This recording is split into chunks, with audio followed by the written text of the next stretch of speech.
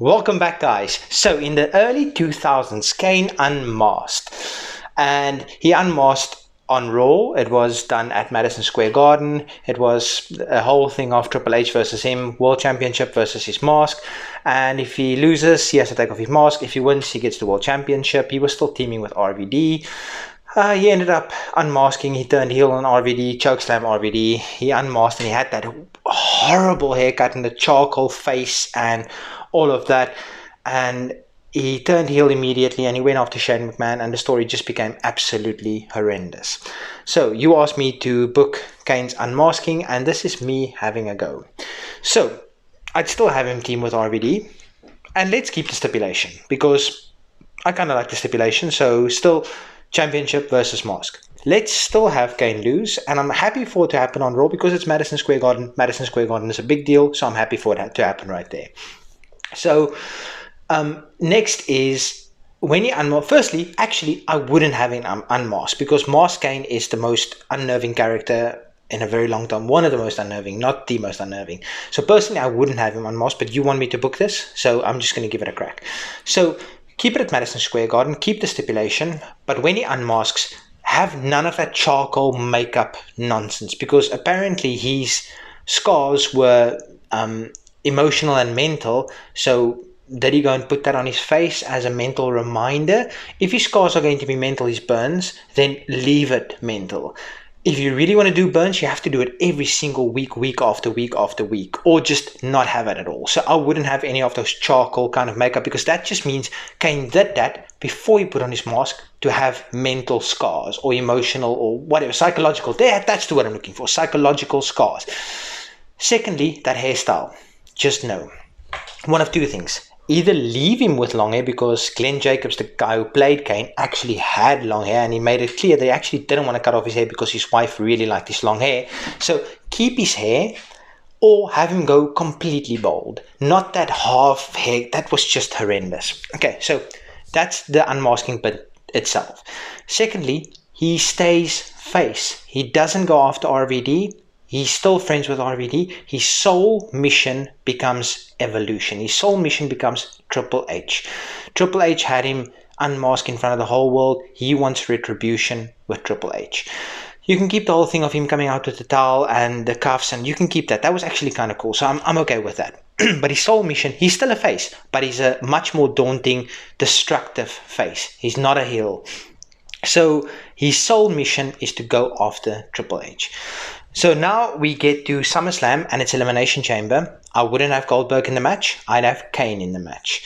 Now, Kane can be the one who destroys absolutely everybody and then it's left with him and Triple H, but not one sledgehammer shot and Triple H beats him. That's not okay. Have Evolution interfere and have them absolutely destroy Kane. I think it has to be a 3-on-1 because I think Batista at this time was injured. So let's just do a 3-on-1. If Batista could be fine in my booking, that's perfect. Let them just destroy Kane because it's Elimination Chamber. There's no rules. Let them somehow come in. I mean, Flair can bribe the ref on the outside for the key. Whatever you want to do. Have Evolution come in and destroy Kane, and then Triple H pins Kane. One sledgehammer, not like they did with Goldberg. But I want Kane in the match, not Goldberg.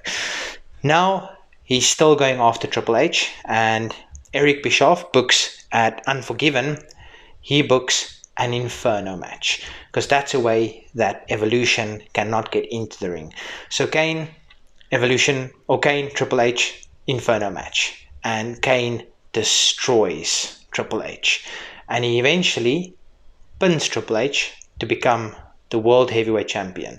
The fire on the ring subsides. Triple H is out of the ring. He celebrates. In comes RVD, his friend.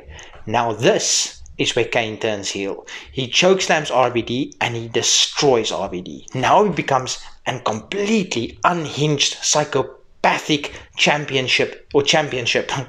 heel. This is where I turn Kane heel. Now who's going to stop him?